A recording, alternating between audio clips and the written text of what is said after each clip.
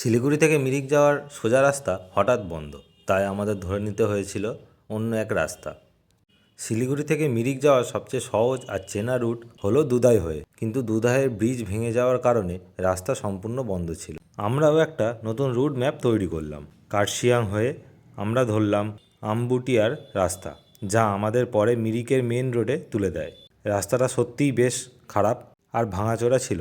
যারা একটু off-road adventure ভালোবাসেন তাদের জন্য কিন্তু এটা স্বর্গ। তবে কষ্ট হলেও চারপাশের পরিবেশ আর ভিউ ছিল দেখার মন জাস্ট ভালো হয়ে যায়। অবশেষে সব বাধা পেরিয়ে অফরোডের ধকল সামলে আমরা পৌঁছালাম পাহাড়ের ঘেরা সুন্দর শহর মিরিকে। আর সামনেই দেখা মিলল মিরিকের সেই বিখ্যাত অসম্ভব সুন্দর সুমেন্দু লেক।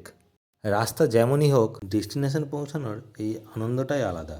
কিন্তু মিরিক লেক তো এলাম, এরপর ভারত নেপালের বর্ডারের সেই রোমাঞ্চকর রাস্তা দিয়ে কিভাবে গেলাম দেখতে হলে চোখ রাখুন পরের এপিসোডে। এখনই চ্যানেলটাকে সাবস্ক্রাইব বা ফলো করে রাখুন। দেখা হচ্ছে নেক্সট এপিসোডে।